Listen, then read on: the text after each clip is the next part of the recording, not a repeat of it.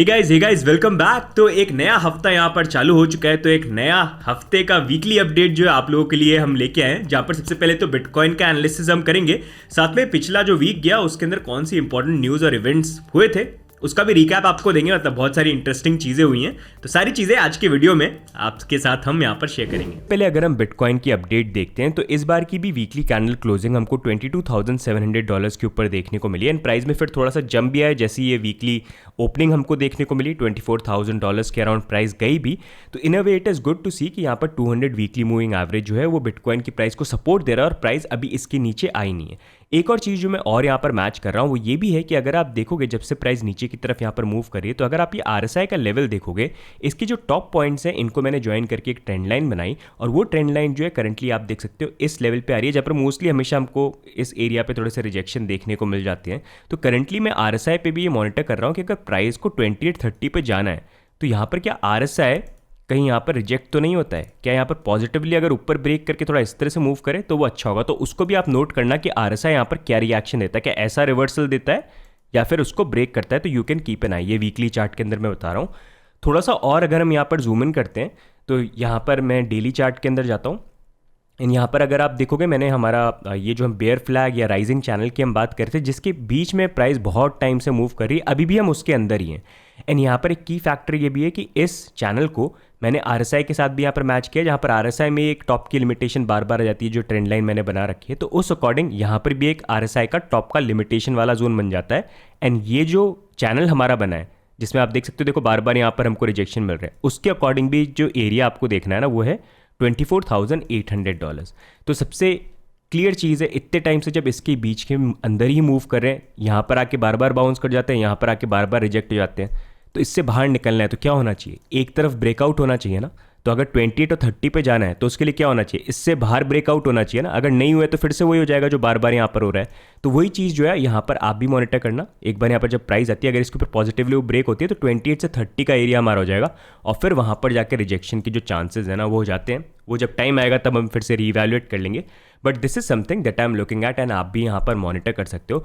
Overall it is good कि यहाँ पर प्राइस जो एटलीस्ट 200 वीकली मूविंग एवरेज के ऊपर होल्ड कर रही है, बट ये लेवल्स हैं थोड़ा सा आप देख लेना।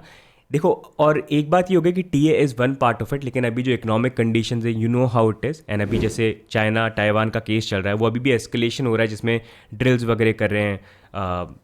ताइवान भी बोल रहा है कि वो भी अपनी तरफ से ड्रिल्स स्टार्ट करेंगे, तो चीज़ें हीटेड अप कभी भी हो सकती है, यू नेवर नो। जैसे यूक्रेन रशिया का हुआ था, तो अगर वहाँ पर कुछ डिजास्टर्स हो जाता है तो वहाँ पर चीज़ें उल्टी भी हो सकती है, प्राइस नीचे क्रैश भी कर सकती है। लेकिन अगर चीज़ें ऐसी चली नॉर्मल एंड इंडिया सॉल्व हो जाता है कि एस्केलेट नहीं हो, तो मार्केट भी पॉजिटिवली रिएक्ट करेगा, क्योंकि मार्केट थोड़ा सा डरा हुआ है कि कुछ हो सकता है, शायद नहीं हो सकता, जैसे यूक्रेन और रशिया के टाइम पे हुआ था।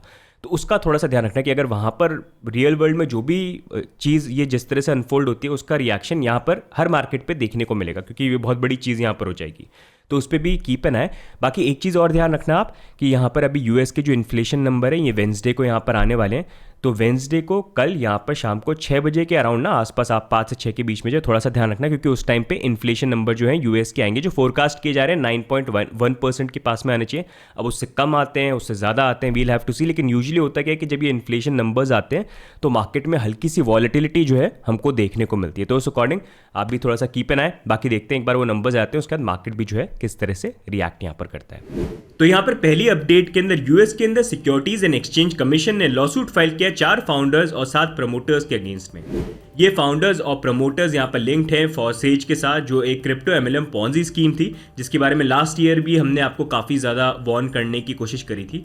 MLM पॉन्जी स्कीम्स जो हैं वो नॉर्मली तो आती है, आज के डेट में क्रिप्टो में भी टाइम टू टाइम आती रहती हैं, पहले भी आई हैं, अभी भी आती हैं और आगे भी आएंगी, तो आप लोग भी ध्यान रखना। तो ऐसी एक बहुत बड़ी MLM पॉन्जी स्कीम फॉरसेज थी जिसने $3 मिलियन का यहाँ पर पूरा फ्रॉड किया था एंड इन्वेस्टर्स के पैसे जो है यहाँ पर लूज हुए थे, तो उसको लेके उन्होंने लॉसूट किया है। फॉरसेज करता यही था कि आप हमारे प्लेटफॉर्म को यूज़ करिए एंड अपने क्रिप्टो को डालिए, उस पर आपको रिटर्न मिलेगा, साथ में अपने दोस्तों को भी लाइए, उनके पैसे भी डिपॉजिट कराइए और उसमें से भी कमीशन पाइए। और ऐसी करके MLM मनी रोटेशन करके MLM पॉन्जी स्कीम चलती थी ये, जिसको लेके लॉसूट किया है। तो प्लीज़ ध्यान रखना, ये फॉरसेज का एक केस यहाँ पर सामने है। ऐसे और भी existing MLM Ponzi schemes time to time आती रहती हैं। आपको ऐसा कोई भी स्कीम दिखे ना तो थोड़ा बच जाना, क्योंकि सूनर और लेटर वो आपको स्कैम कर सकते हैं और आप सारे अपने जो फंड्स हैं वो भी लूज कर सकते हैं।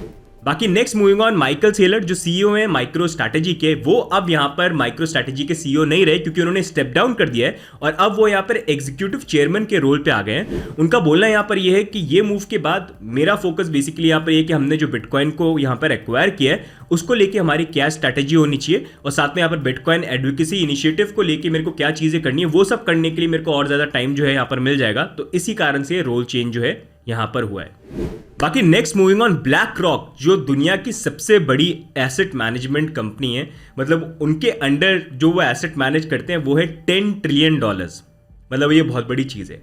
उन्होंने यहाँ पर रिसेंटली पार्टनरशिप करी है कॉइनबेस प्राइम के साथ, जहां पर ब्लैक रॉक के एलिडन के जो क्लाइंट्स हैं, अगर उनको क्रिप्टो के अंदर किसी भी तरह से चीज़ों को करना है जैसे crypto trading, custody, prime brokerage, तो उस सब के लिए वो यहाँ पर यूज कर सकते हैं। तो इस कारण से यहाँ पर पार्टनरशिप इन्होंने करी है। लेकिन ब्लैक रॉक की इस तरह की पार्टनरशिप करना एक अच्छा आइडिया देता है कि कैसे अब मेन स्ट्रीम इंस्टीट्यूशंस भी जो हैं, बड़े इन्वेस्टमेंट फर्म्स भी जो हैं, धीरे धीरे अब उनके लिए प्रोडक्ट्स नॉर्मल हो रहे हैं और वो भी अपने क्लाइंट्स को ये ऑफर करना चाहते हैं, उनको भी ये चाहिए। इसी कारण से वो भी पार्टनरशिप करके फिगर आउट करने कैसे सर्विसेज जो हैं ऑफर कर सकते हैं।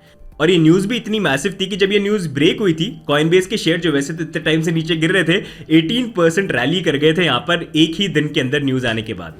बाकी नेक्स्ट मूविंग ऑन, आपको याद होगा कैसे रॉनिन का ब्रिज जो था वो यहाँ पर एक तरह से हैक और एक्सप्लॉइट हो गया था। वैसे ही केस एक फिर से यहाँ पर निकल के आया जहाँ पर नोमैड ब्रिज जो है वो भी यहाँ पर हैक हो गया।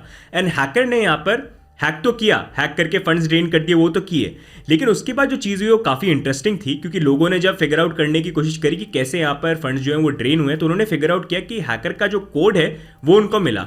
एंड फिर लोगों ने रियलाइज किया कि हैकर का जो कोड है उसको हम खुद यूज करके हम भी पैसे जो है यहाँ पर ड्रेन कर सकते हैं इस ब्रिज के अंदर से।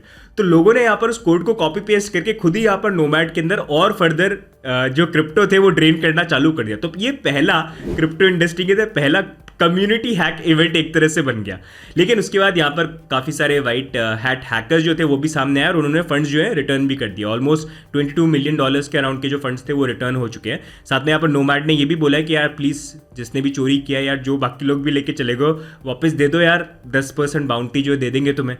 तो उन्होंने ये भी चीज़ यहाँ पर बोली। लेकिन ओरिजिनल हैकर जो है जिसका लोग कोड कॉपी पेस्ट करके सारी चीज कर रहे थे वो कौन है, वो अभी तक डिटेल जो है सामने नहीं आई। बाकी नेक्स्ट मूविंग ऑन, इस हफ्ते हमको सोलाना के ऊपर भी हैक देखने को मिला जहां पर 8000 वॉलेट हैक हुए थे and around $6 million worth of crypto total यहाँ पर चोरी हुए थे। इस बार जो ये हैक हुआ ये सोलाना की मिस्टेक नहीं थी, थैंकफुली। इस बार third party wallet slope wallet था, उनकी मिस्टेक थी। अब हुआ यहाँ पर ये कि बेसिकली स्लोप वॉलेट जो आप मोबाइल पे इंस्टॉल करते हैं तो वो सेंट्री एक सर्विस है जिसको यूज करते हैं, जहां पर बेसिकली अगर आपकी ऐप क्रैश करती है तो वो कुछ डेटा जो है वो सर्वर पे सेंड करता है ये बताने के लिए ऐप क्यों क्रैश हुई, ताकि वो उस पर वर्क कर पाए, उसको इंप्रूव करके फिक्स कर पाए। अब स्लोप वॉलेट के अंदर प्रॉब्लम ये थी कि वो आपका डेटा तो भेजता था कि क्यों क्रैश हुई एप्लीकेशन, लेकिन साथ में आपका सीड कोड और प्राइवेट की जो है वो भी साथ में भेज देता था, तो जो जाके सेंट्रलाइज सर्वर पे सेव हो रही थी। तो इस कारण जो भी ऐसे वॉलेट थे बेसिकली सारे हो गए, उनकी कीज सारी की सारी कॉम्प्रोमाइज हो गई और इस कारण अराउंड 8000 वॉलेट जो थे वो अफेक्टेड थे और जिसमें क्रिप्टो थे वो सारे के सारे यहाँ पर विड्रॉ हो गए। बाकी अभी तक ये हैक जो है ये किसने किया है, क्या उनका इंटरनल कोई टीम में से हो सकता है या बाहर का कोई हैकर था, उसके ऊपर इन्फॉर्मेशन अभी तक कुछ आई नहीं है। आगे देखते हैं किस तरह से चीज़ें यहाँ पर भी जो है इस हैक को लेके अनफोल्ड होती हैं। बाकी नेक्स्ट मूविंग ऑन, कार्डानो का वेसल हार्ड फोर्क जो जून में वैसे लाइव होने वाला था तब के लिए स्केड्यूल्ड था लेकिन डिले हो गया था। अब फिर से यहाँ पर वो और फर्दर डिले हो चुका है क्योंकि रिसेंटली उन्होंने जो इनिशियल नोट्स थे उसके ऊपर कुछ बग है उनको फाइंड आउट किया है, तो अब ये और फर्दर डिले हो चुका है। एग्जैक्ट डेट जो अभी सामने यहाँ पर नहीं आई है, लेकिन बोलना भी यहाँ पर यही है चार्ल्स हॉचकिंसन का कि ये लास्ट एक तरह से थोड़ा सा डिले होना चाहिए, इसके बाद और फर्दर डिले यहाँ पर नहीं होनी चाहिए। बाकी next moving on, Singapore high court ने यहाँ पर वॉल्ट को टेम्पररी प्रोटेक्शन दिए क्रेडिटर्स से फॉर 3 मंथ्स। यहाँ पर एक मेमोरेंडम था जो रिसेंटली उन्होंने यहाँ पर शेयर भी किया था कम्युनिटी के साथ में, एंड वहाँ पर अगर आप देखेंगे उनका बोलना ये है कि उनके 75% जो क्रेडिटर्स हैं उन्होंने यहाँ पर इस मेमोरेंडम के फेवर में थे कि हाँ ये मेमोरेंडम को आप पास कर दो। ये बेसिकली यहाँ पर जो टेम्पररी प्रोटेक्शन दिया गया है इससे यहाँ पर वॉल्ट को 3 महीने का टाइम मिल जाएगा कि इस 3 महीने में वॉल्ट के जो 147,000 क्रेडिटर्स हैं उनमें से कोई यहाँ पर लीगली उनके ऊपर लॉ सूट फाइल नहीं करे कि भाई चीज़ों को लेके। तो ये बेसिकली उन्होंने टाइम बाय किया है ताकि यहाँ पर जो इनके फंड्स अभी थोड़े से मिसिंग है, करंटली इनकी जो लाइबिलिटीज़ है वो तो 400 मिलियन की हैं और अभी इनके पास 330 मिलियन है और जिसमें से काफ़ी तो यहाँ पर लॉक्ड है। तो सारी चीज़ों को फिगर आउट करने के लिए कि ये मिसिंग फंड्स के लिए हम क्या कर सकते हैं, या फिर नेक्सो के साथ जैसे इनकी बात हो रही थी, न्यूज़ आ रही थी कि हो सकता है प्रॉब्ली नेक्सो जो है यहाँ पर इनको एक्वायर करे, तो वो सारी चीज़ें करने के लिए इनके पास 3 महीने का टाइम हो गया। तो भी 7 नवंबर तक का इनके पास टाइम है। लेट्स सी तब तक वॉल्ट जो है यहाँ पर जो अभी इनकी प्रॉब्लम चल रही है उसको फिक्स कर पाते हैं कि नहीं कर पाते हैं। बाकी नेक्स्ट अपडेट में ईडी ने around $8 million worth of crypto assets freeze किए WazirX के।